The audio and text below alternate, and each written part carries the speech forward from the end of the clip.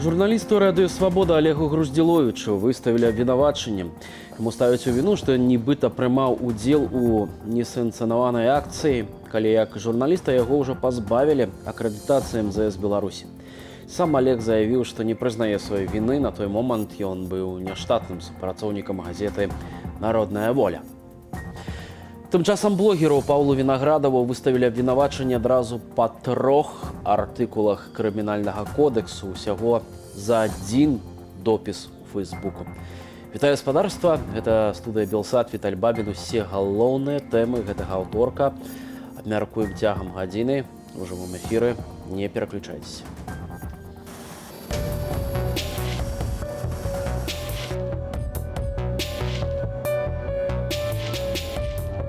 Долучайтеся до кампанії ГІМО. Усю необхідну інформацію ви знайдете на сторонках ініціативи «Умови для мови» у соцсетках, і разом ми переможемо. Не загине край забраны, поки живы люди. Не загаснуть зорки у небе, поки небо буде.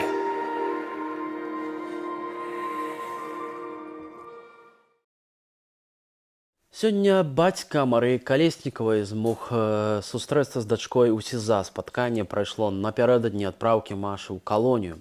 Яна адказала на некалькі пытанняў. Адно з такіх пытанняў гучала наступна. З якім пачуццём рыхтуешся да этапавання? Вельмі люблю падарожнічаць, адказала Маша. Чакаю з нецярпеннем, да новых выпрабаванняў і умоваў гатовая. Як даеш рады ў адзіноце у камеры? Это наступнае пытанне да Машы Калеснікавай.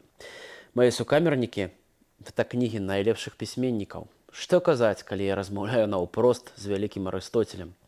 А калі трэба расслабіцца, перачытваю Гарры Поттера. Ты яшчэ верыш у сваю фразу «я магу ўсё змяніць»? Абсалютна, адказала Маша, бо першае, што усе мы ўжо зрабілі, мы змяніліся.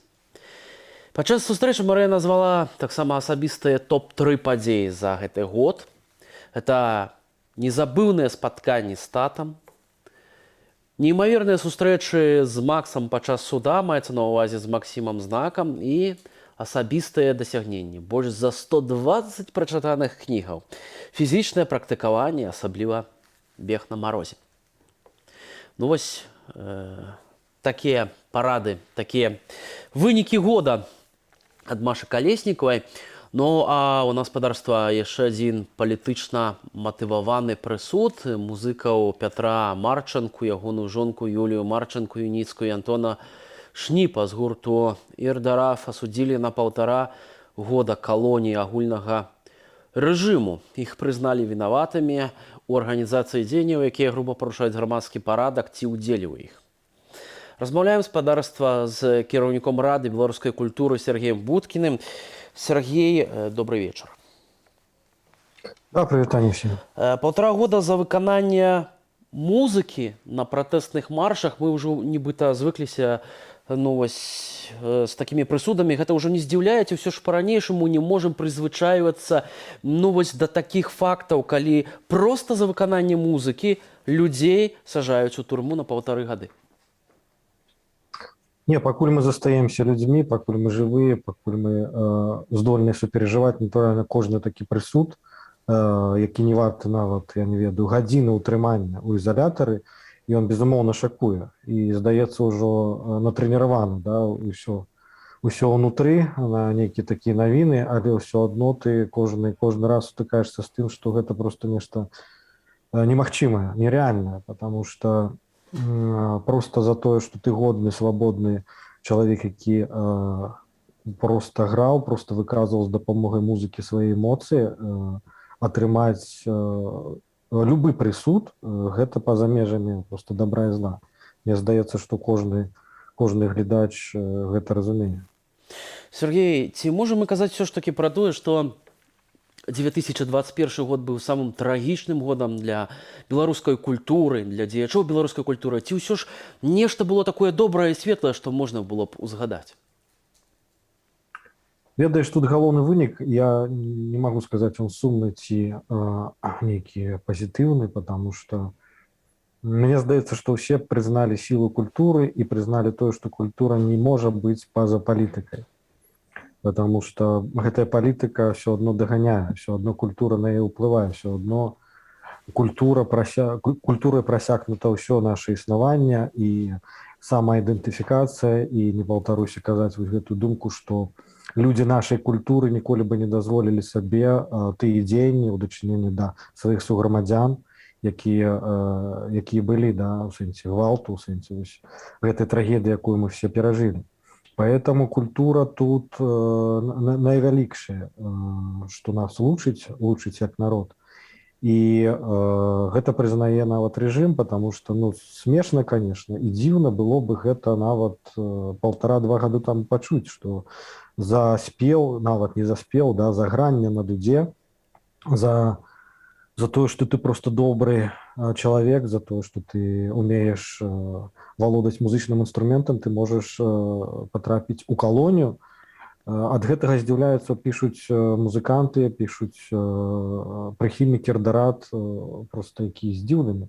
Вельмі моцная кампанія падтрымкі, тут мне хочацца больш пра рдарад пагаварыць, чым пра светлыя вынікі ці не светлыя, потому что шакуе. Цэлы музычны гурт пасадзілі ў турму на гады.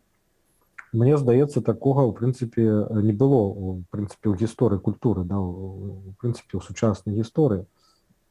І гэта настолькі унікальны выпадак у сваім трагізме, у сваім каком-то паказе як бы гэтай сітуацыі, што, магчыма, тут і Паўночная Карэя адпачывае, потому что нават калі б адтуль навіна пранеслася такая, гэта падавалася бы нечым немагчыма. Это несуразмерна абсалютна ніякім лагічным законам. Ну, тут няма злачынства. Нават калі ўявіць сябе на месцы прыхільніка рэжыму, я не ўяўляю, як гэта можна апраўдаць, гэты прысуд. Таму мне вельмі цяжка як бы уявіць, што адчувае суддзя і як ён можа спаць, там дзяжшы вінаваўца, пракурор у сувязі з гэтым прысудам. Я ім жадаю просто асэнсаваць гэта і пакаяцца, потому что тут няма словаў. Але ці ёсць асэнсаванне ў гэтых людзей, у прокурора, у суддзей, што немагчыма зняволіць культуру, немагчыма зняволіць вольную музыку, вольную літаратуру, вольную думку. Вось ці ёсць у іх гэтае разуменне? Ну, калі б яно было, то гэтага бы не адбылося. Натуральна, што гэтыя ўсе людзі, і Надзя, і Вова, і Петя, і Юля, і Антон, і астатнія, у прынцыпе, все зараз, на секундачку, дзеячаў культуры, людзей, звязаных з культурай, сядзіць нават болей за журналістаў. Гэта парадаксальна, але факты. Не хочу тут прынізіць як бы журналістаў, у сэнсе там заслугі, потому што ў пэўнай ступені, калі цябе садзяць на гады, у Беларусі гэта заслуга. Але тым не менш, журналісты былі пад прэсам заўжды. Дзеячы культуры, іх ратавала публічнасць, іх ратавала якраз дачыненне да культуры. І, у прынцыпе, ў любой краіне свету, нават дзе не ўсё добра з правамі, калі медійная асоба, калі творчая асоба выходзіць на чале нейкага шэсця, гэта ёсць гарантыя як бы таго, што гэта шэсце мірнае, потому што людзі культуры ніколі не будуць рабіць нейкі гвалт у дачыненні да сваіх апанентаў. Яны змагаюцца словам, музыкай, голасам, і калі дуду прызналі за інструмент, за зброю, да, то, ну, што тут казаць? Поэтому это крайне дзіўна, і могу сказать, что вот одно з апошніх мэйлаў, якое там прыйшло до нас, Борис Гребенщиков написал, что моцна ўражаны, в принципе, прысудам ён і яго расійскія сябры і калегі, потому что, ну, не укладаюцца ў галаву нават у русскіх, потому что вот флейтиста акварыума, напрыклад, амерыканскага не пусцілі на канцэрт у Расію, але гэта ўжо там частка фона.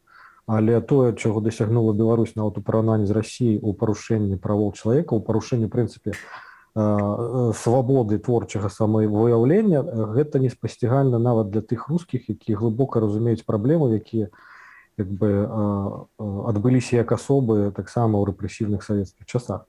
Поэтому тут, я думаю, паціснуць нават як бы плячыма ад недаўмення і дысідэнты карейскія, тому што, ведаеце, просто шок.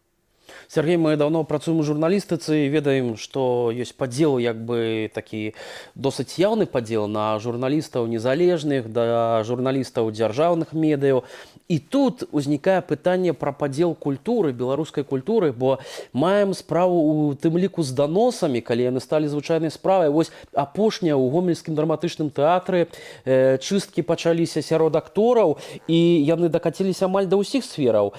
Бо можна казаць пра тое, што людзей звальняюць паводле нейкіх палітычных прычынаў, а іншыя ставяць пытанне: а што ж вы там рабілі? Чаму вы да сённяшняга дня заставаліся працаваць у гэтай сферы? Ці гэта дарэчнае пытанне? Я думаю, што недарэчна, і мы не маем права нікога вініць, потому што у кожнага свая сітуацыя, у кожнага свой парог успрымання і болі, і рэакцыі на тое, што адбываецца. Вінаватых тут няма, тут справа, напэўна, у іншым, потому што мы адсочваем як бы ад пачатку рэпрэсій пасля 9 жніўня сітуацыю па культуре. Конечно, пад нож, умоўна кажучы, да, вось, практычна літаральна. Спачатку пайшлі самыя смелыя і свабодалюбівыя людзі ў дзяржаўных установах культуры, калі вы памятаеце, гэта працягвалася даволі доўга, калі нават выцягвалі з працоўных месцаў, там у сцэнічных касцюмах кідалі на крэсціны і гэтак далей. Потым хваля дайшла вось да тых, хто неяк выказваўся, але не ўдзельнічаў актыўна ні ў чым. Потым хваля дайшла проста да тых, хто нешта сабе думаў там у курылках, недзе паставіў свой подпіс, і вось гэтая хваля зараз ідзе. Там нават яна кранае полупрыхільнікаў, ці тых, хто расчараваўся, ці тых, хто пра гэта не думаў, неважна. То есть это ўжо людзі не актыўныя ў сваёй пазіцыі, але які сваю пазіцыю хоць якую маюць. Потым будзе далейшай хвалі, потому што гэтай машыне, гэтаму рэжыму патрэбны, да, ахвяры, потому што дзякуючы гэтаму яна падпітваецца, і страшна ўявіць, што будзе, калі мы працягнем маўчаць, калі мы працягнем.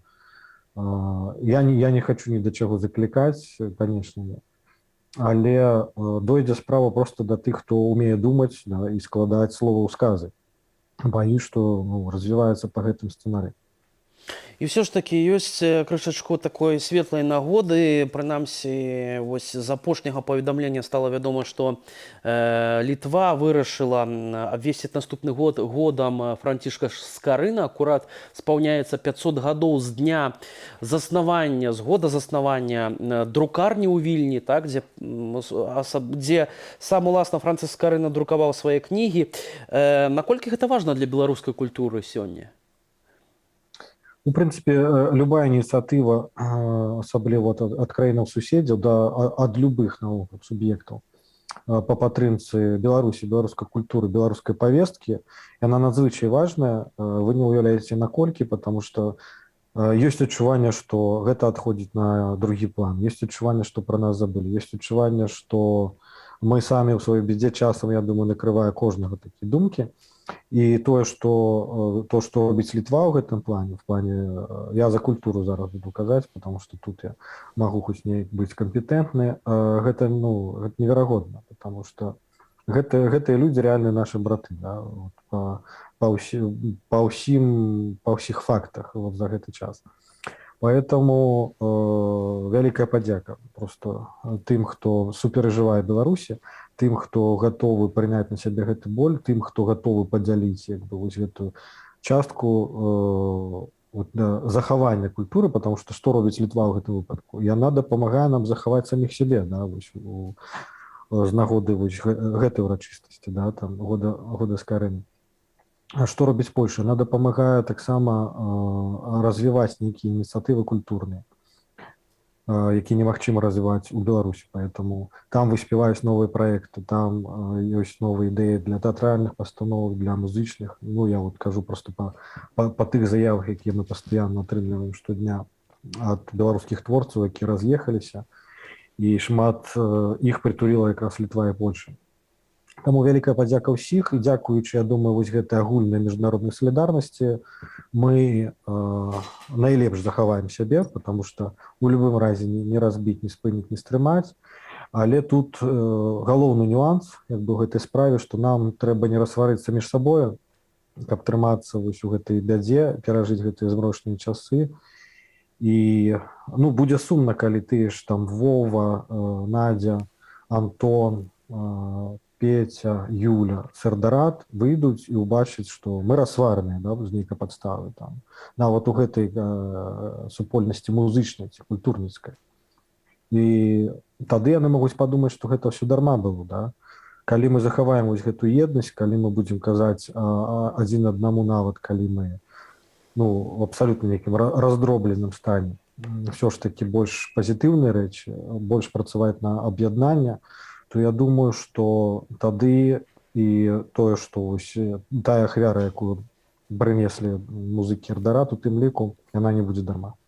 Так что будьте разом, конечно, будьте разом, заставайтеся беларусамі, падтрымлівайце адзін аднаго. Дзякуй вялікі за гэтую размову. Сергей Будкін, кіраўнік Рады беларускай культуры, быў з намі на відэа сувязі. І сапраўды, нягледзячы вось на беспрэцэдэнтныя рэпрэсіі, пастаянныя пагрозы з боку лукашэнкаўскага рэжыму, беларусы працягваюць праводзіць лакальныя акцыі пратэсту і салідарнасці па ўсёй краіне. Мы захапляемся вашай смеласцю, дарагія суайчыннікі, адначасова просім вас быць як мага больш асцярожнымі і берагчы сябе, канешне.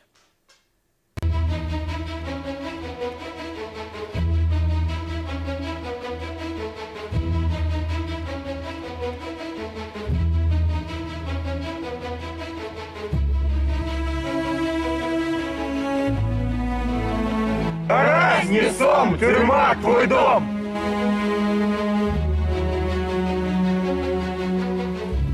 Живи, Беларусь! Живи вольно!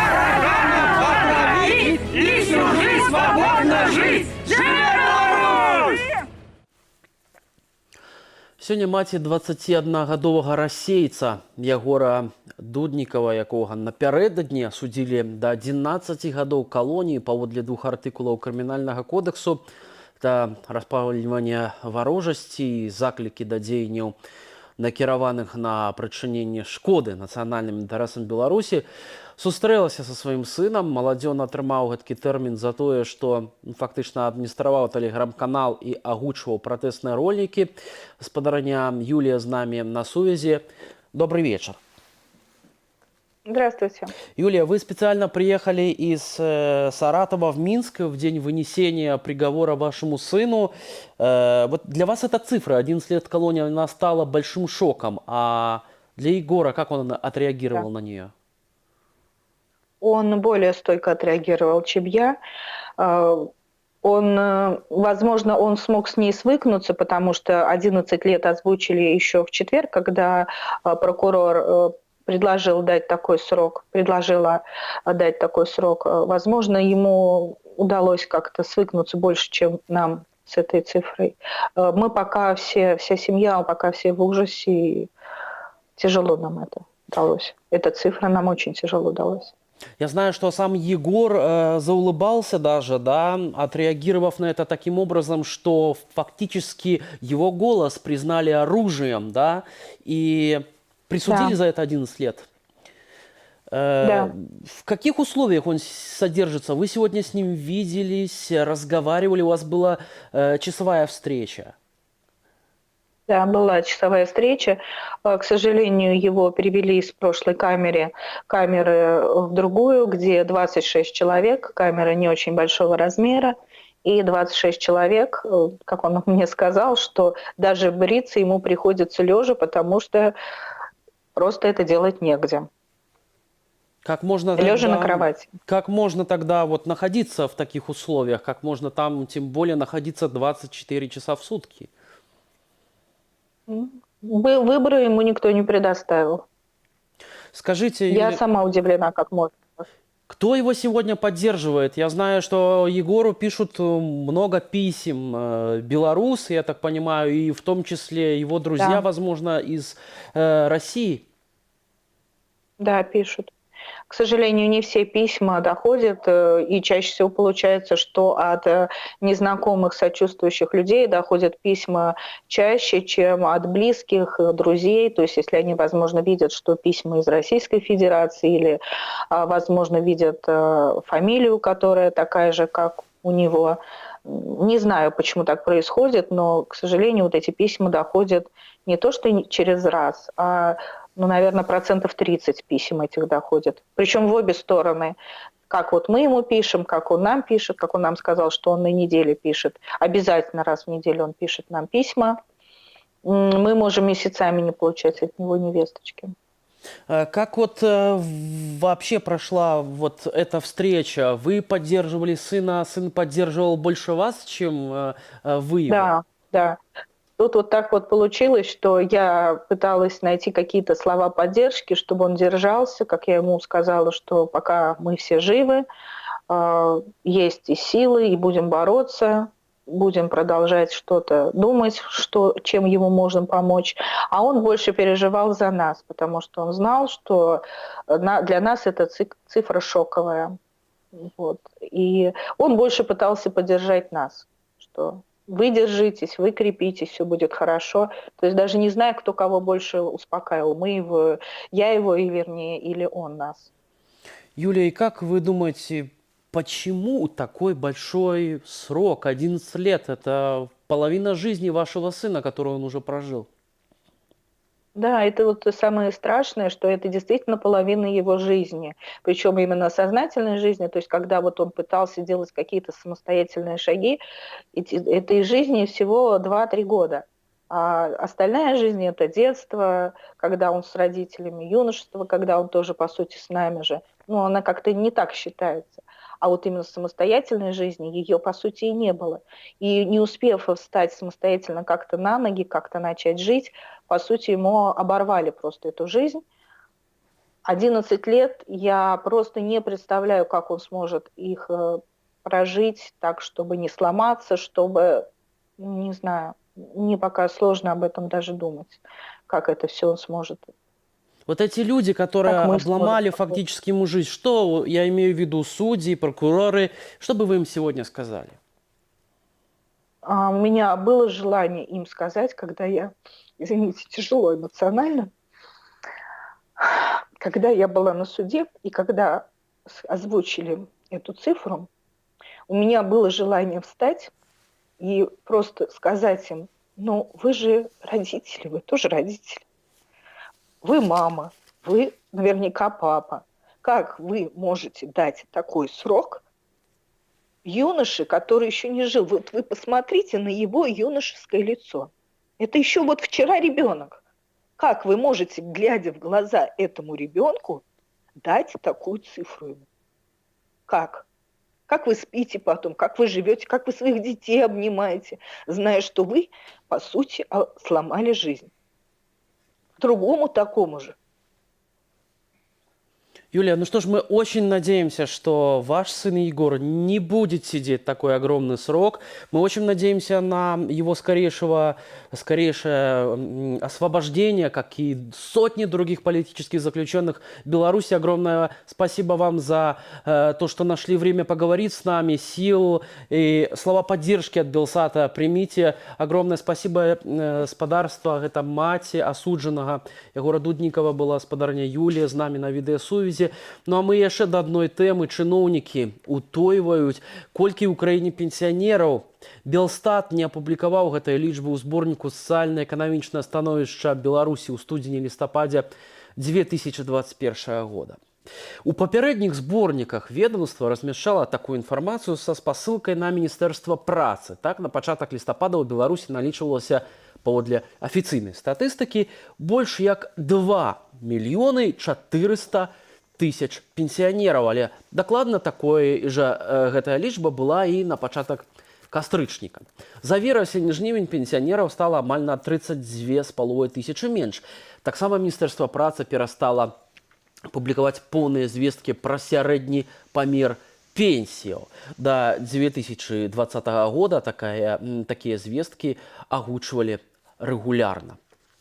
Ну і чарговыя наступствы рэпрэсіяў і закручвання гаек беларускі IT-сектар страціў рэнтабельнасць і чысты прыбытак. Это вынікае са справаздачы флагманаў галіны па выніках 2021 года паводле Белстату. У інфармацыйна-камунікацыйны сектар Беларусі ўваходзіць як многія рэзідэнты парку высокіх тэхналогіяў, гэтак і тэлекамунікацыйныя гіганты тыпу МТС, Белтэлекама або А1. А апошнія месяцы дынаміка доданай вартасці ў гэтай галіне не спрыяла паскарэнню эканамічнага росту Беларусі. За 10 месяцаў каля 15,5% флагманаў гэтага сектару паказалі рэнтабельнасць продажаў ніжэй за 0, то бок неслі страты. Чысты прыбытак у флагманаў галіны скараціўся на 17,5%. Гэтых стратных арганізацый выраслі ў 2 разы, амаль да 73,5 мільёнаў рублёў. Падвядзем вынікі года для айчыннага IT-сектару з беларускім бізнесоўцам, вядомым Александром Кныровичем. Добрый вечер, спадар Александр. Да, добрый вечер.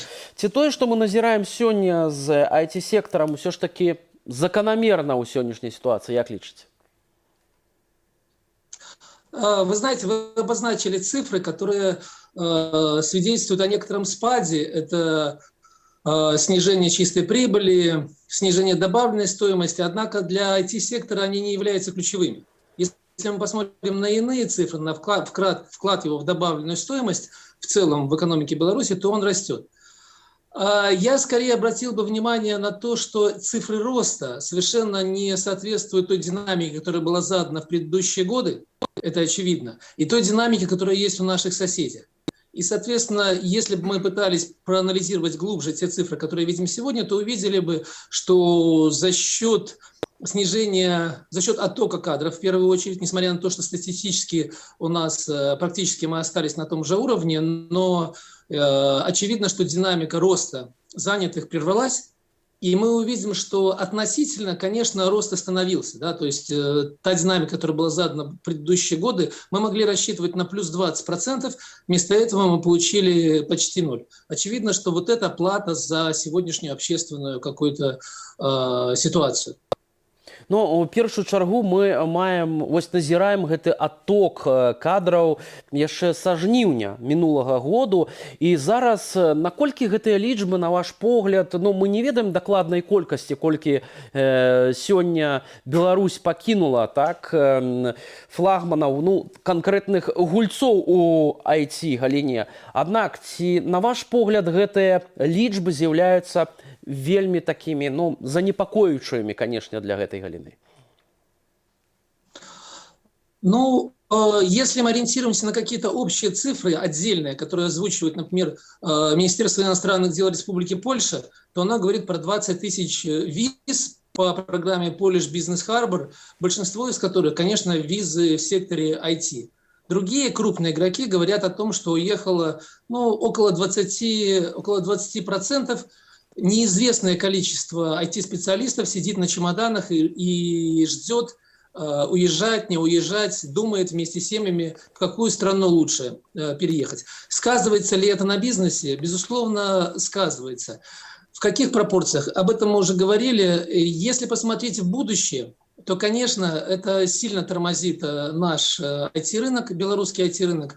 Однако надо признать, что уезжать трудно, что для любого IT-специалиста, особенно обремененного семьей, родственниками, близкими, очень трудно покидать родную страну. Люди уезжают в самом крайнем случае, и поэтому, несмотря на весь тот негатив, который сегодня существует, Тем не менее, подавляющее большинство IT-специалистов остается в стране, а значит, их работодатели, их компании, которые в основном работают по аутсорсинговой схеме, продолжают их поддерживать, а значит, продолжают содержать офисы, находящиеся в Республике Беларусь. Наколькі яны И я думаю, что эта рызыкуюць? тенденция сохранится надолго, если не будет нового резкого ухудшения. Ага. Спадар Александр, а наколькі яны рызыкуюць, вот, застаючыся ў Беларусі? Бо бачым, што наступ працягваецца. Апошнім часам улады вырашылі прысаваць і буйныя тэлекамунікацыйныя кампаніі. У якасці прыклада гэта кампанія А1. Разгарэлася цэлая кампанія ў прапагандыстаў, так? Арыштавалі ў тым ліку прэсавага сакратара гэтай кампаніі. Іншыя таксама назіраем. Ці гэта не з'яўляецца трыгерам для таго з зялёным святлом, што варта ўсё ж такі прымаць рашэнне з'язджаць з Беларусі?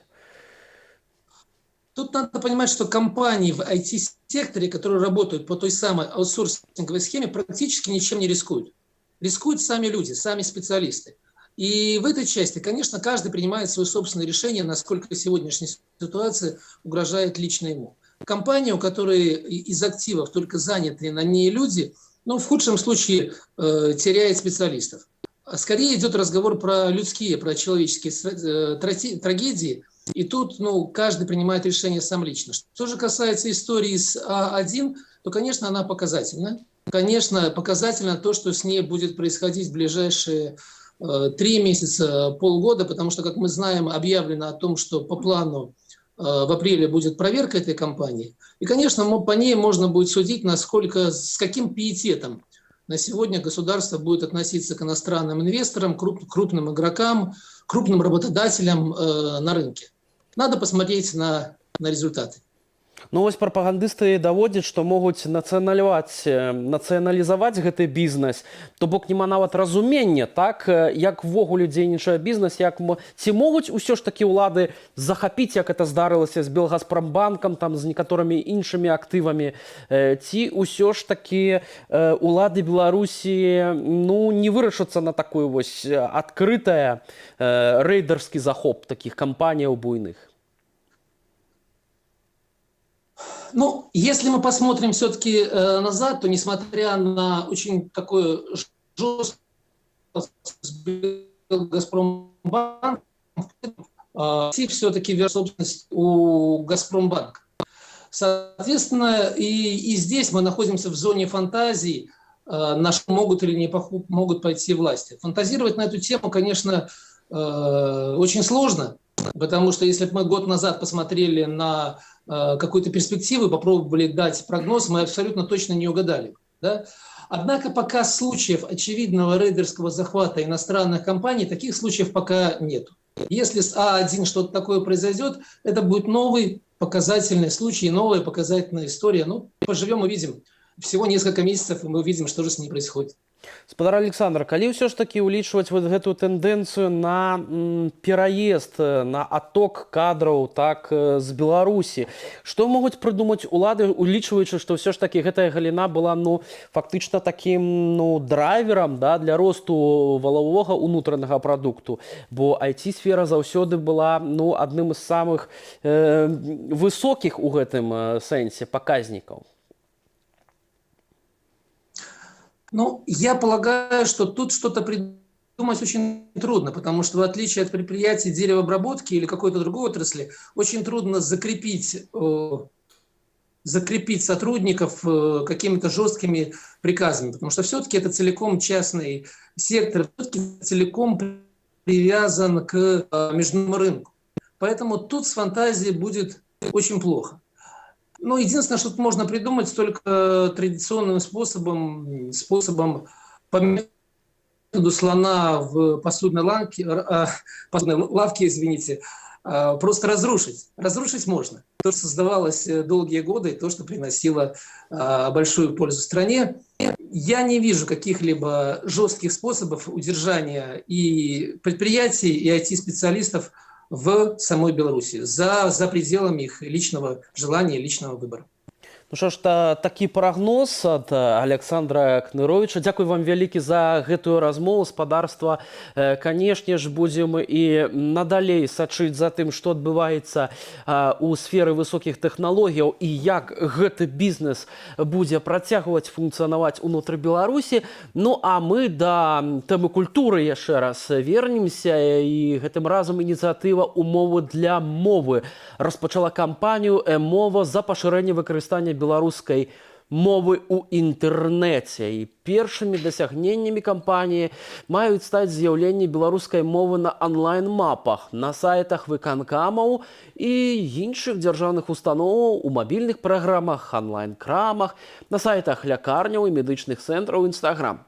Мы празмаўлялі з сузаснавальніцай ініцыятывы Алінай Нагорнай. Калі, вось, напрыклад, у Беларусі мы хочам там запісацца да лекара, ці пачытаць там, я не ведаю, пра моду, палічыць калорыі, проста пасмяяцца з якіх-небудзь мемаў, гэта ўсё для нас існуе толькі па-руску. І гэта неправільна, таму што у нас ёсць свая мова, у нас ёсць свая краіна, у якой там насельніцтва амаль 9 мільёнаў, але там шмат у якіх краінах насельніцтва менш, і у іх няма такіх праблемаў, як у нас. Яны могуць на сваёй мове пачытаць там проста навіны нават. І таму вось я вырашыла зрабіць такую кампанію, каб ахапіць як мага больш сфераў, ну, такіх онлайн-сфераў, каб там з'явілася беларуская мова. І кампанія складаецца з некалькіх крокаў, і на кожным кроку мы прапануем людзям нешта зрабіць і даем інструкцыю, як гэта зрабіць. Напрыклад, першы крок – гэта беларуская мова на Google мапах. Людзі могуць проста рабіць так, каб назвы месцаў былі па-беларуску на Google мапах. Для гэтага трэба проста абраць месца, націснуць рэдагаваць і змяніць рускую, ну, дадаць беларускую назву і выправіць лацінку, калі яна там ёсць. Другі крок – гэта беларуская мова на сайтах выканкамаў і дзяржаўных установаў, таму што гэта установы дзяржаўныя, ну, а дзяржаўнай мовы там няма. Вельмі шмат мы сустракаем там смешныя памылкі, ці беларуская версія цалкам Google Translate зробленая. Ну, гэта такія папулярныя сітуацыі. І калі вось людзям гэта таксама не падабаецца, як, напрыклад, не падабаецца мне, таму што гэта парушае закон, па-першае, па-другое, гэта мяне дыскрымінуе, то мы прапануем проста пісаць про гэта, ну, вось, менавіта ў гэтай дзяржаўнай установы. Там на сайтах дзяржаўных установаў звычайна ёсць форма для зваротаў, вось можна прямо там пісаць. Гэта зручна і хутка. Трэці крок – гэта мабільныя праграмы. Мы прапануем проста, каб людзі пісалі распрацоўшчыкам, напрыклад, у водгуках, што ім бы хацелася, каб мова з'явілася. Гэта таксама, ну, не патрабуе часу зусім. Чацвёрты крок – гэта онлайн-крамы.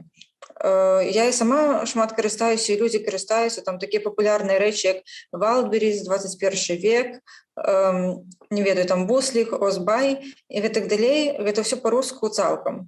Знайсці онлайн-краму з беларускай мовай у Беларусі, здаецца, нереальна. Далучайцеся да кампаніі «ЕМОВА». Усю неабходную інфармацыю вы знойдзеце на старонках ініцыятывы «Умовы для мовы» ў соцсетках, і разам мы пераможам. А таксама за ўдзел у кампаніі можна атрымаць падарункі. Мае кніжкі «Мова 404», таксама бірулькі, налепкі, пауэрбэнкі і гэтак далей. А тым часам начальнік дэпартаменту міжнароднага ваеннага супрацоўніцтва і памочнік міністра абароны Олег Воінаў занепакоіўся высокім узроўнем замежнай ваеннай прысутнасці, санкцыямі, а таксама абвінаваціў заходнія краіны ў падвойных стандартах па міграцыйным кризисе. Слухаем разом. Мы продолжаем фиксировать высокий уровень иностранного военного присутствия у западных границ Республики Беларусь. Не может не беспокоить тот факт, что в Восточной Европе только в рамках проводимых операций и миссий на ротационной основе дислоцируется формирование численностью свыше 10 тысяч военнослужащих. При этом постоянно расширяются масштабы мероприятий оперативной и боевой подготовки при одновременном увеличении численности участвующего в них личного состава. На маневрах отрабатываются варианты переброски в Польшу и страны Балтии воинских формирований как с континентальной части США, так и Западной Европы. На фоне миграционного кризиса принят уже и 5-й пакет антибелорусских санкций. И это все, учитывая тот факт, что обвинение Республики Беларусь в создании сложившейся ситуации на границе не выдерживает никакой критики. Точно так же тысячи мигрантов растворяются в Европе через территорию других государств Европы. И ничего. Политика двойных стандартов получается. А ў расійскім Санкт-Петербурзе праходзіць гэтак званы нефармальны саміт кіраўнікоў дзяржаваў СНД, куды проста не мог не паехаць беларускі дыктатар. У родны Пітер, як той казаў. З намі на сувязі кіраўнік Creative Politics Hub Мікалай Халезін. Добрый вечар, спадар Мікалай. Добрый вечер. Лукашенко выправіўся у Пуцін, у Пітер, як і хацеў, па запрашэнню Владзіміра Путіна на саміт, так званы саміт СНД. Чаго паехаў? Гэта такія вось навагоднія забавы за кошт беларускіх падаткаплатнікаў. І што гэта за мерапрыемства, на ваш погляд? Нефармальны саміт кіраўнікоў Саюзу незалежных дзяржаў. Гэта клуб прыхільнікаў аўтарытарызму, як гэта назваць? Мне кажется, что они, когда сейчас придумывают вот эти названия для подобных саммитов, они уже и сами просто комбинируют какие-то слова, но не комбинируя смыслы. Потому что смысла во всем этом, нисколько.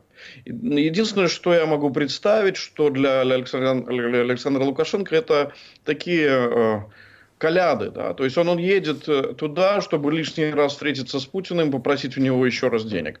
Он уже озвучил сумму, которая ему нужна сейчас, это 3,5 миллиарда, для того, чтобы покрыть свои долги, которых он наделал, и поэтому совершенно понятно, для чего ему нужны эти встречи. Но если же говорить о некой там, цельности восприятия вот этого саммита, то я вообще не понимаю его смысла. То есть это комбинация и не по там, географическому признаку, и не по экономическому. Это такая как бы просто комбинация лидеров стран с не самыми, скажем так, простыми режимами, да? А точнее сказать, с режимами авторитарными как минимум. Наколькі лёгка Владзімір Пуцін можа пазычыць альбо даць гэтыя 3,5 мільярда, на ваш погляд? Вот это такой, Путин находится все время на этом сейчас разрыве, да. С одной стороны, дать ему такую сумму легко, потому что для России это все-таки сумма не самая большая, но тем не менее она все-таки большая. И при этом он понимает, что эти деньги, скорее всего, не вернутся никуда и никогда. То есть за счет этого он может, конечно, увеличить долг Беларуси России, но всегда остается вопрос. После смены режима, который неминуемо наступит через какое-то время, не будут ли оспорены все эти долги, поскольку они не являются, собственно говоря, долгами, которые подписаны были легитимным главой государства. Поэтому это сложный вопрос для Путина, и я подозреваю, что это будет не 3,5, а может быть там 1,5, а может быть и не будет, если Лукашенко не пойдет на выполнение тех обязательств, которые он перед Путиным брал. Поэтому вопрос сейчас, вот надо смотреть за динамикой, будут ли вообще какие-то серьезные встречи между этими лидерами там. Дарэчы, такая сустрэча запланаваная менавіта на заўтра, а напярэдадні быў апублікаваны праект так званай канстытуцыі, дзе пра саюзную дзяржаву, пра інтэграцыю з Расіяй, увогуле пра Расію ні слова абсалютна. Спадар Мікалай, гэтага шмат хто асцерагаўся, баяўся, што ў новай канстытуцыі можа нешта такое з'явіцца. Дык што, гэта добрая навіна?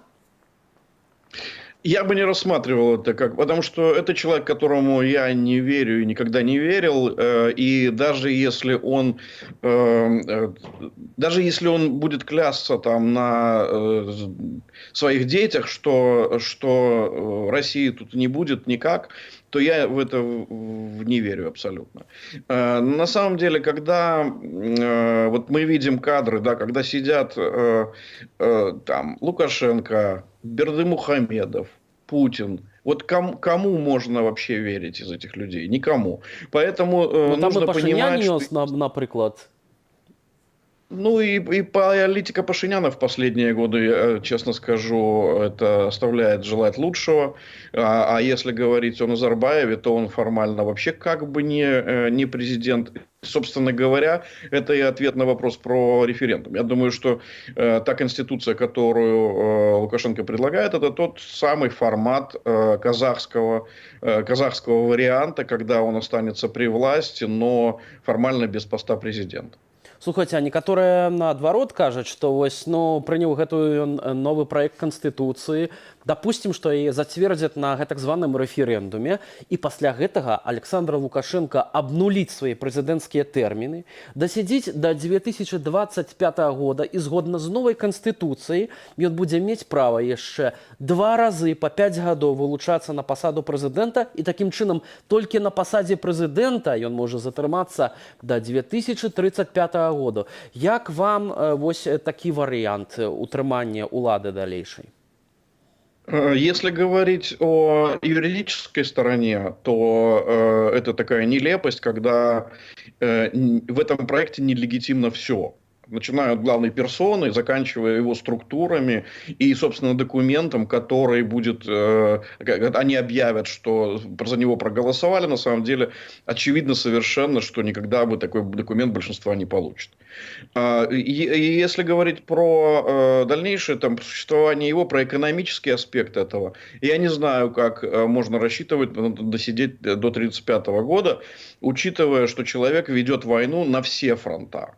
На все. И я думаю, что мы еще успеем увидеть его конфликт с Россией, которые у него были всегда регулярно. И только из-за того, что сейчас ему очень нужны российские деньги, только из-за этого этих конфликтов нет. И более того, у него нет сейчас других конструкций, при которых он мог воровать деньги за счет в основном там контрабанды или поставок по серым схемам в Россию. Слухайте, поэтому ну, допустим, сыходзіць Лукашенко з гэтай пасады прэзідэнта, пакідаючы за сабой магчымасць кіраваць гэтак званым усебеларускім народным сходам, гэтак званы орган, усенародны орган так улады у Беларусі. І тут узнікае пытанне, калі на месца Лукашенко прыйдзе нейкі чалавек, магчыма, гэта добра для нас вядомы чалавек, магчыма, гэта нехта абсалютна новы з новай нейкай номенклатуры, то як можа адрэагаваць у гэтым выпадку Расія, з кім яна цяпер будзе дамаўляцца, з кіраўніком гэтак званага усебеларускага народнага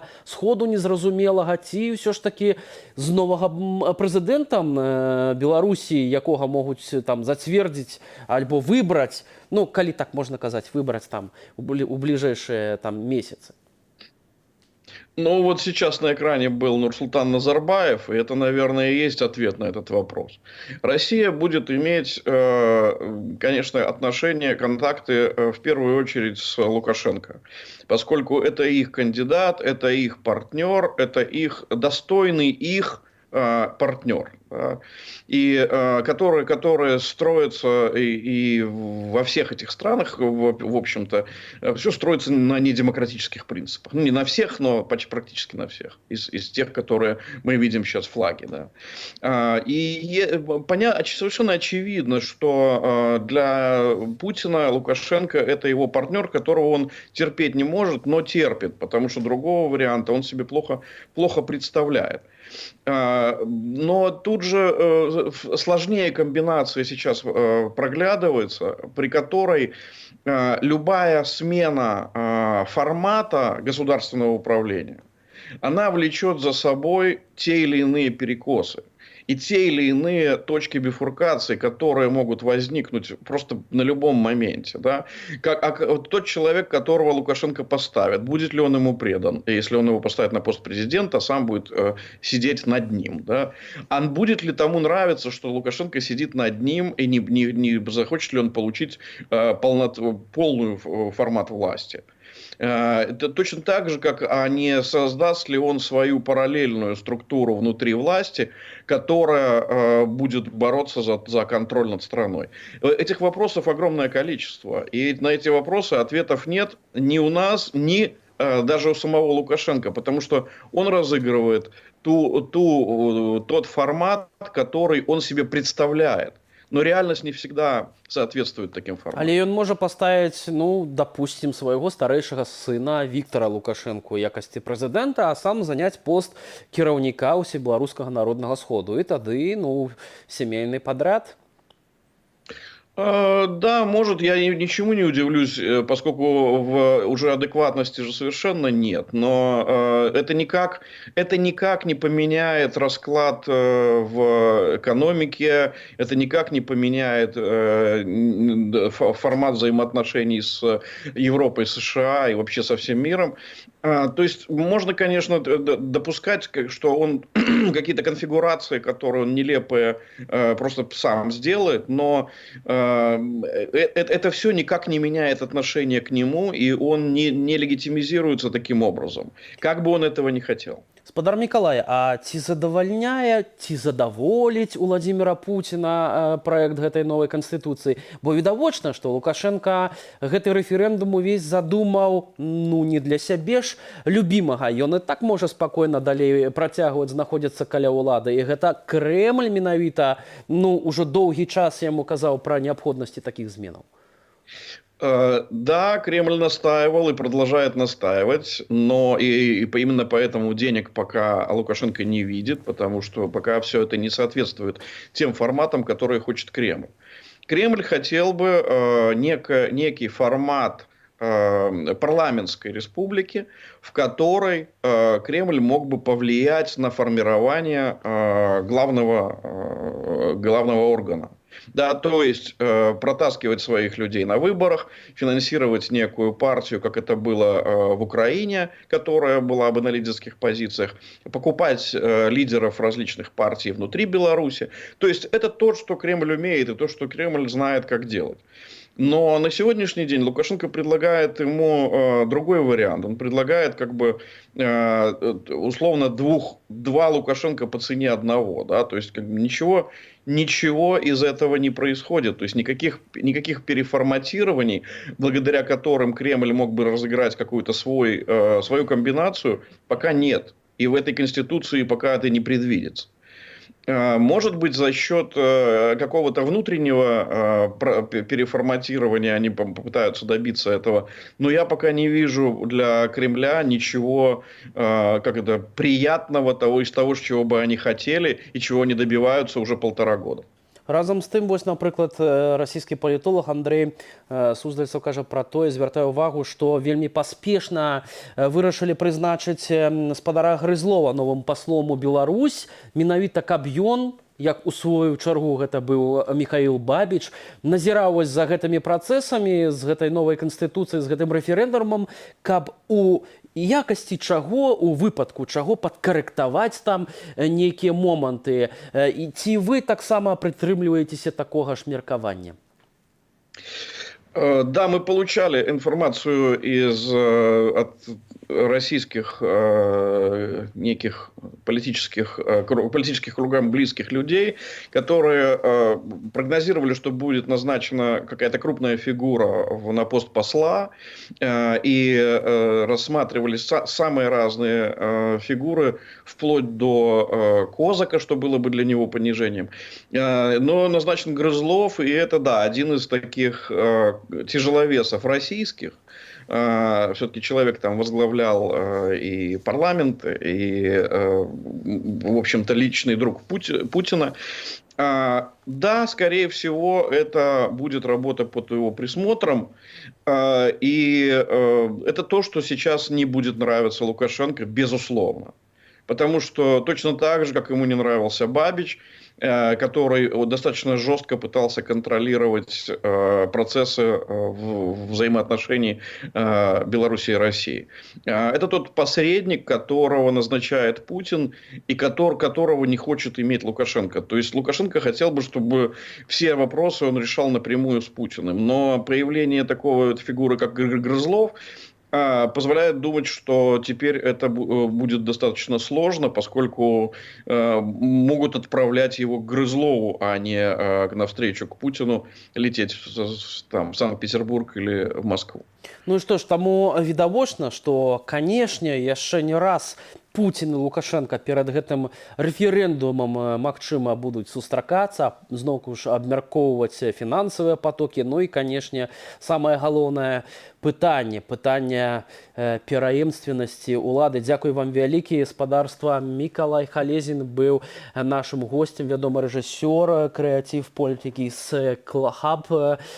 І я яшчэ хацеў бы вам, канешне, нагадаць пра тое, што у гэтую хвіліну 962 чалавекі прызнаныя палітвязнямі ў Беларусі. Большасць з іх трапілі пад пераслед праз падзеі, звязаныя з выбарамі, а тым часам кароткаметражны анімацыйны фільм «Шлях» з вершамі Янкі Купала цяпер з'явіўся на Ютубе, і аніматарка Ольга Сафронова прысвяціла яго усім беларусам, якія змагаліся і працягваюць змагацца. Аўтарка кажа, гэты шлях мы стварылі самі, і цяпер мусім яго прайсці не паасобку, а разам, бо толькі разам мы сіла. Жыве Беларусь. Ролік жыве і названы матэрыял. Ужо праз імгненне, пасля чаго аб'ектыў з Анастасіяй Русецкай. Ну а з вамі працаваў Віталь Бабін. Дзякую за ўвагу і да хуткіх сустрэчаў на Белсаце. Не загаснуць зоркі ў небе, покі неба будзе. Не загіне край забраны, покі будуць людзі. Ночка цёмная на свеце вечна не начуе, зерне, кінутае ў ніву, сходзіць ды красуе. Наша зерне, нашы думкі не загінуць свету, бліснуць краскай непаблеклай вечных агняцветаў. З добрых думак, што мы кінем на сваім дзірване, будзе ўнукам нашым жніва, доля, панаванне, беларускую рукою светлай праўды сіла. Славу лепшую напіша бацькаўшчыне мілай. Зацвіце яна, як сонца, пасля непагоды. У роўным волі, у роўным стане, між усіх народаў. Не загіне край забраны, покі жывы людзі. Не загаснуць зоркі ў небе, покі неба будзе.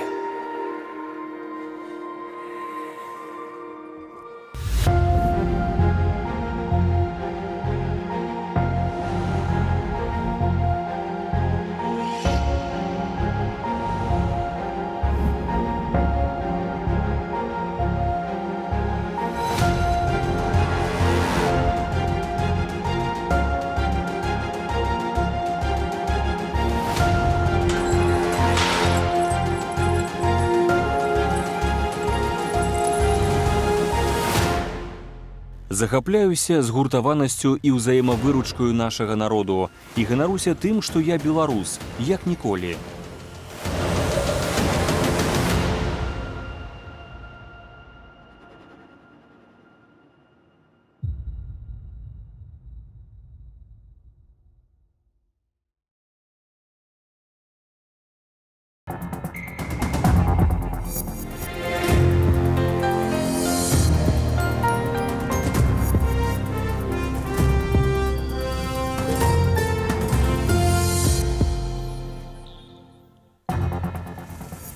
В 2022 год абвясцілі годам Францыска Скарыны. Што праўда, не ў Беларусі, а ў Літве. Чым жыве нашая краіна, распавядзём цягам 20 хвілінаў. Мяне завуць Анастасія Русецкая. Запрашаю на аб'ектыў. Замест бясплатных купім за сотні мільёнаў рублёў. Якія вакцыны на лета прапануюць беларусам? Тут патрэбны кансэнсус, тут патрэбна дамоваздольнасць, тут патрэбна пераступіць праз уласныя амбіцыі, у першую чаргу адміністрацыі Лукашэнкі і людзям вакол яго. 6-0 на карысць Крамля. Падводзім палітычныя вынікі года. окончательно произошло разрушение западного вектора политики, внешней политики Беларуси, ну и упадок всех других направлений, кроме отношений с Россией. Жаночая інавацыйная сетка. Новы праект, што дапаможа беларускам знайсці працу. Мы паспрабуем разам з экспертамі пазнаёміць удзельніц з асаблівасцямі рынку працы у Беларусі і ў суседніх краінах. Александр Лукашенко прыляцеў на сустрэчу з Уладзімірам Пуціным. Афіцыйна, каб узяць удзел у саміце СНД, дзе абмяркуюць эканамічную супрацу і пытанні міграцыі ў рамках садружнасці. Неафіцыйна, каб прасіць у Крамля грошай. Колькі Лукашенко хоча атрымаць ад Пуціна, раскажа Александр Папко. Паводле расійскіх медыяў, заўтра Пуцін і Лукашенко згуляюць у матчы зорак расійскага хакею. Што праўда, Лукашенко прыехаў у Петербург не для таго, каб атрымліваць асалоду ад гульні. На думку расійскай прэсы, Лукашенко будзе прасіць у Пуціна грошы – 3,5 мільярда долараў. Крэдыту на такую суму беларускі кіраўнік добіваецца з лютага. У верасні Лукашенко паведаміў, што гэтую суму ён ашчадзіў з 10-мільярднага расійскага крэдыту на будаўніцтва АЭС. Шансы атрымаць грошы ў яго ёсць. Лукашенко удобный партнер, потому что он уже продемонстрировал, что он готов продавать суверенитет Беларуси по частям, вот так вот по кусочкам. Сёлета ўрад Беларусі мусіць вярнуць замежным крэдыторам больш за 2,5 мільярда долараў, больш за мільярд Расіі, паўмільярда Кітаю і яшчэ 400 мільёнаў Еўразійскаму фонду стабілізацыі і развіцця. Выплаты замежнай запазычанасці, у якую ўваходзіць і доўг прадпрыемстваў, складуць больш за 5 мільярдаў долараў. Масква выручыць Лукашенку, але не на 3 мільярды, а на мільярд, лічыць палітолог Рыгор Нижников. Экспорт рос, восстановился в хорошем объеме, поэтому, как мы видим, экономика в принципе росла. А почему постоянно Лукашенко поднимает этот вопрос? Я думаю, это вопрос торга.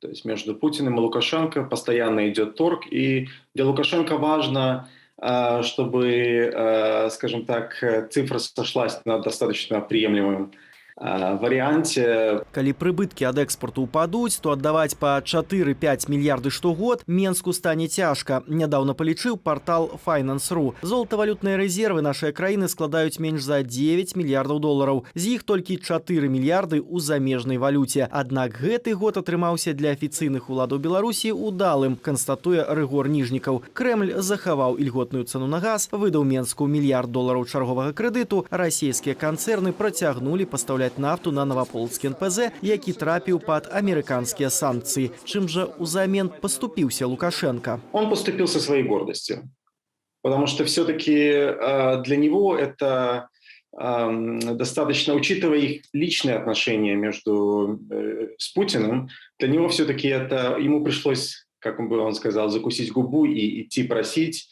вести себя так, как он не хотел бы вести. Да саступак Крамлю можна аднесці падпісаную ў лістападзе праграму інтэграцыі ў рамках саюзнай дзяржавы. З афіцыйных заяваў адзінай на сёння крыніцы зместу дакументаў вынікае, што дарожныя мапы хутчэй дэкларацыі аб намерах. Для іх рэалізацыі неабходна зацвердзіць яшчэ каля 400 дакументаў. Завяршэнне інтэграцыі адбудзецца гады праз 2-3, мяркуе Леонид Гозман. Аншлюз Беларуси нужен не сейчас, а позже. Ближе к выборам 2024 года, иначе все забудется совершенно, и никакого эффекта не будет. Прывязка беларускага дзяржсектару да Расіі павялічваецца, пацвярджае Рыгор Нижников. Праз заходнія санкцыі беларускія ўлады пераарыентуюць на ўсход продаж калію і нафты. Але ў тое, што Крэмль далучыць Беларусь да Расіі, эксперт не верыць. Уладзімір Пуцін заняты цяпер супрацьстаяннем з Захадам і ў адносінах з Менскам мяняць нічога не хоча. Крэмль будзе даваць дастаткова грошай, каб Лукашенко утрымліваў уладу, але жыць па-панску и отвязаться от Москвы ему не даст. Александр Папко, Белсат.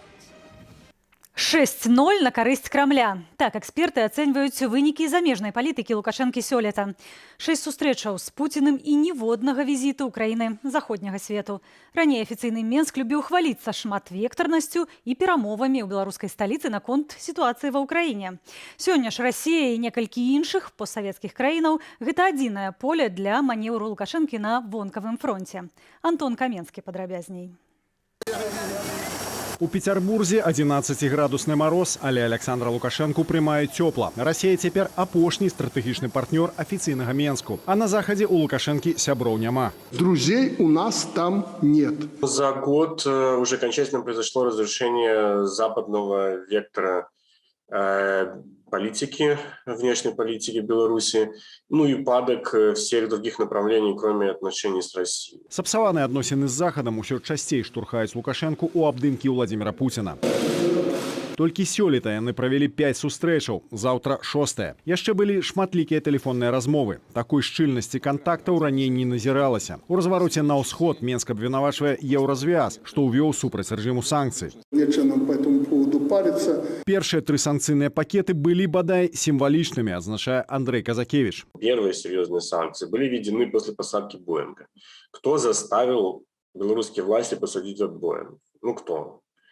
Москва, Европейский Союз. Ну, как бы вопрос риторический. Самолет авиакомпании Ryanair рейсом Афины-Вильня з апозіцыйным блогерам Романом Протасевичем на борце беларускія ўлады прымусілі прызямліцца ў Менскім аэрапорце 23 траўня. Еўразвяз успрыняў гэта як пагрозу бяспецы ўласным грамадзянам і адрэагаваў яшчэ мацнейшымі санкцыямі. У адказ Менск зарганізаваў міграцыйны поток на межы Літвы, Польшчы і Латвіі. Ужо ў снежні Еўразвяз, США, Канада і Великая Британия синхронно увялі новыя санкцыі ў адказ на міграцыйны кризис. Да, это объективно усиливает позицию Москвы, но причем здесь как бы Европейский Союз. В общем-то, решения вроде как принимались в Минске по этим вот эпизодам. Калі санкцыйны націск будзе нарастаць, Беларусь рызыкуе страціць дзяржаўнасць, заявіў кіраўнік беларускага МЗС Владимир Макей. Аднак забыўся згадаць аб 28 праграмах інтэграцыі России и Беларуси. 28 программ – это очень много. Это основные крупные темы и направления нашего сотрудничества. Программы Москва и Менск узгаднілі яшчэ ў верасні. У лістападзе Путин и Лукашенко зацвердзілі іх на вышэйшым дзяржаўным савете. Даже если откроются рынки, даже если будут гармонизированы союзные программы 28, даже если появится единая российско-белорусская экономика, если у власти в Беларуси останется Лукашенко, сюда деньги российских инвесторов не пойдут. Это будет черная дыра. Цяпер адна з галоўных задач у Крамля – вывядзенне Беларусі з палітычнага крызісу. А гэта можна зрабіць шляхам канстытуцыйнага рэферэндуму, мяркуе палітолог. Москва не будет вмешиваться в обсуждение проекта. Лукашенко покажет его Путину. Послезавтра покажет, 29 числа. Все это мы собираются все вместе. И, скорее всего, в общем-то, Путин одобрит. Считаю то, что это внутренние дела белорусского государства. Незалежны вайсковы эксперт Александр Алесин нагадвае, што Москва перадала беларускім вайскоўцам зенітна-ракетны комплекс С-400. Стварыла на тэрыторыі Беларусі 2 вайскова-навучальныя базы, прыкметна вырасла і колькасць супольных вайсковых вучэнняў. На самом деле получается, что российские контингенты в том или ином количестве постоянно присутствуют на территории Беларуси. И об этом можно говорить как об усилении присутствия Российской Федерации в Беларуси. Яшчэ ў лістападзе Менск і Москва зацвердзілі супольную военную дактрыну, а на мінулым тыдні заявілі пра фармаванне адзінай абароннай прасторы. На думку эксперта, гэта азначае, што калі паміж Расіяй і Украінай успыхне ўзброены канфлікт, Беларусь будзе абавязана выступіць на баку свайго апошняга хаўрусніка. Антон Каменскі, Белсат.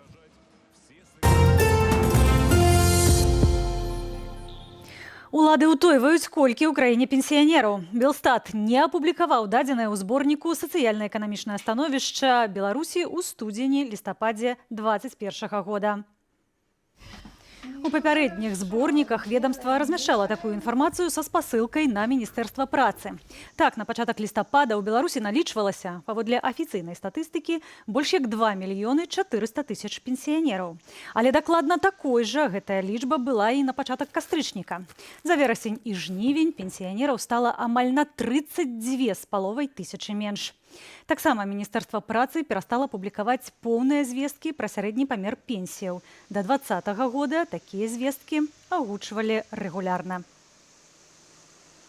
На лета Беларусь закупіць 4 мільёны дозаў вакцыны ад каронавіруса. Пра гэта заявіла старшыня камісіі Савету Рэспублікі ў эканоміцы, бюджэце і фінансах Таццяна Рунец. Паводле чыноўніцы, на гэта ў бюджэце на 22 год закладзеныя 240 мільёнаў рублёў. То бок 60 рублёў на одну прышчэпку. Тэму працягне Валерый Руселік. Пра якія дакладна прышчэпкі ідзецца, не ўдакладняецца. Аднак ёсць ускосныя сведчанні, што закупіць могуць заходнія вакцыны Pfizer і Moderna. Менавіта гэтыя прэпараты згадваюцца ў спісах, якія нібыта складаюцца ў медычных установах Віцебшчыны. Што праўда, абвесткі, якія з'явіліся тыдзень таму, напрыклад, на сайце гарадоцкага райвыканкаму, і ў якіх нават была пазначаная цана прышчэпкі 40-60 рублёў, сёння былі выдаленыя. Нету, не закупали, там кто-то где-то что-то отказался. Есть модель? только спутник и китайская. Записи никакой нету, просто приходите в регистратуру, берите карточку и в процедурный кабинет. Пра намер паставіць у Беларусі мільёны дозаў вакцыны бясплатна заявіў Еўразвяз у межах усходняга партнёрства. Што праўда, афіцыйны Менск, які яшчэ ўлетку прыпыніў свой удзел у гэтай праграме еўрапейскага добрасуседства, прапанову дапамогі праігнараваў. Тут патрэбны кансэнсус, тут патрэбна дамоваздольнасць, патрэбна пераступіць праз уласныя амбіцыі, у першую чаргу адміністрацыі Лукашэнкі і людзям вакол яго, і прыняць гэтыя вакцыны. Калі гэта дапаможа ўратаваць нават адно жыццё, то яно таго варта. Пры гэтым, адмаўляючыся ад заходняй дапамогі, афіцыйны Менск купляе расійскую вакцыну. Гэтак у сярэдзіне снежня стала вядома, што за 9 сёлетніх месяцаў Беларуся заплаціла ўсходняму суседу больш за 42 мільёны долараў США за вакцыны, а таксама выдала дазвол на выкарыстанне ў нашай краіне яшчэ адной прышчэпкі, таксама расійскай. Валерый Руселік, Белсат. Паклёп на прэзідэнта, арганізацыя дзеянняў, што груба парушаюць грамадскі парадак, распальванне расавай, нацыянальнай, рэлігійнай ці іншай варажнечы. Адразу 3 крымінальныя абвінавачанні за адзіны пост у Фейсбуку выставілі актывісту і блогеру Паўлу Вінаградаву. Удзел у несанкцыянаванай акцыі ставяць у віну і журналісту Радыё Свабода Олегу Груздзіловічу. Да Груздзіловіча прыйшлі з ператрусам у мінулы чацвер, пасля змясцілі яго пад варту. Лісты з-за кратаў сведчаць, што турэмная адміністрацыя па-ранейшаму цісне на зняволеных з палітычным бэкграўндам. Гэтак адміністрацыя наваполацкай калоніі забараніла іншым вязням размаўляць з Віктарам Бабарыкам. Праваабаронцы прызналі палітычнымі вязнямі яшчэ 8 асобаў. Цяпер іх у Беларусі 962. Расійскія ж улады экстрадуюць грамадзяніна Беларусі, якога на радзіме пераследуюць за ўдзел у мітынгу. Дома з метра Падлобнікава абвінавачваюць у прычыненні маральнай шкоды супрацоўніку міліцыі групаю асобаў. Каб унікнуць арышту, ён з'ехаў у Расею, дзе быў затрыманы і змешчаны ў СІЗА Каломны. У Беларусі амаль не засталося праваабарончых арганізацыяў. Як і астатнія грамадскія аб'яднанні ды ініцыятывы, пад забарону трапілі і абаронцы правоў. Тым часам беларускую практыку перанялі ў Крамлі. Вярхоўны суд Расіі зліквідаваў міжнароднае таварыства «Мемарыял». Расійская генпракуратура настойвала, што арганізацыя парушала закон аб іншаземных агентах і не ставіла адпаведнай пазнакі на сваіх матэрыялах. Ликвидировав международную общественную организацию, международную историко-просветительское, благотворительное и правозащитное общество «Мемориал», ее региональные отделения и иные структурные подразделения. Позор! Позор!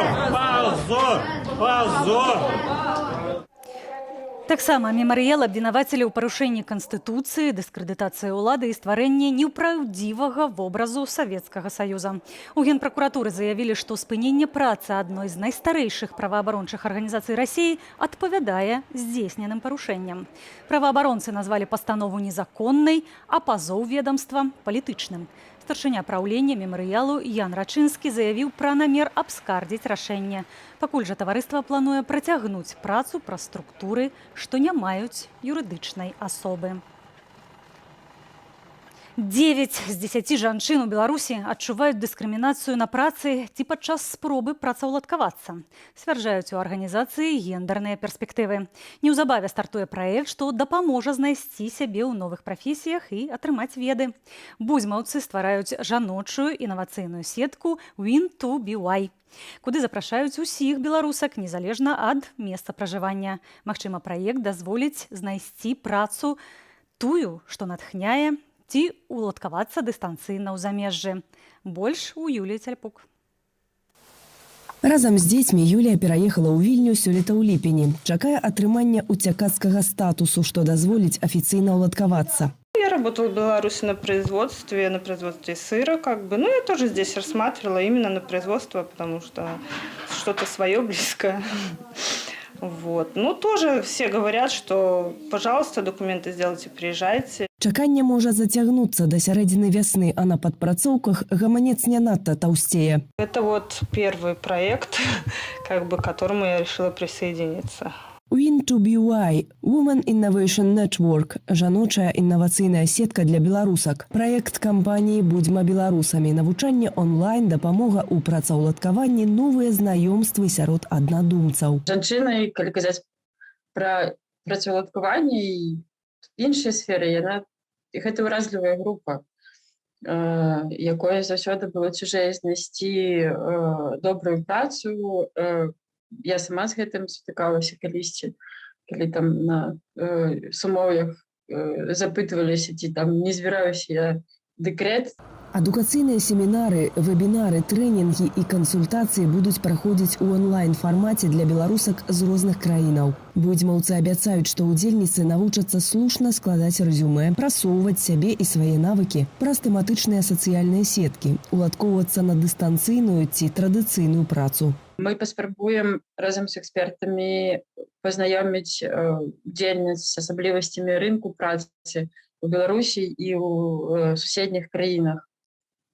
То есть, якія прафесіі запатрабаваны, якія ёсць юрыдычныя нюансы пры працаўладкаванні у замежнай арганізацыі. Праект раней працаваў для жанчын з Украіны, Грузіі, таму мае ўжо і базу зацікаўленых кампаніяў. Я отправила заявку. Попробую что-то новое. Заяўкі на бясплатны ўдзел прымаюцца да 16 студзеня праз форму, размешчаную на старонцы budьma.org. Юлія Цяльпук, Белсат. Чаго пажадалі парасейцы на Новы год сваім суседзям, беларусам і украінцам? З такім пытаннем наш карэспандэнт выйшаў на вуліцы Масквы. Давайте паслухаем. Нового президента Беларуси желаю. А Украине? Украине? Дружба с Россией. Больших поставок в России своей продукции сельскохозяйственной. А Украине что пожелаете? Украине удачи в политике. Беларуси? Ой, мы обожаем во-первых, всем здоровья, да, здоровья народу вашему и президенту. Во-вторых, мира желаем. И чтобы с нами дружили всегда. Да. Мы вас очень любим. Белорусы. Украине пожелаем сдержанности. Вразумиться, наконец. Да, чтобы вспомнить о своих славянских корнях. Процветания всем абсолютно. Всего хорошего. Всего хорошего и ближайшего все-таки соединения с Россией. Кто хочет, чтобы Тихановская стала президентом, пусть она будет. Кто хочет батьку оставить, пусть батька остается. Пусть каждому будет хорошо. Процветания жителям, терпения и чтобы наконец-то сменился же их президент, который является диктатором. Якое надвор'е чакае беларусаў? Даведаемся акурат цяпер. Падвесці вынікі гэтага года і зазірнуць у наступны паспрабуюць сёння ў праграме «Размова». Віталь Цыганкоў разам з госцем Паўлам Усавым будуць шукаць адказаў на няпростыя пытанні. Што будзе з уладай, рэпрэсіямі, грамадзянскай супольнасцю і беларускай незалежнасцю. Я ж, Анастасія Русецкая, развітваюся з вамі да наступнага года і зычу трымацца свайго і быць настойлівымі ў дасягненні мараў. Да сустрэчы ў 2022.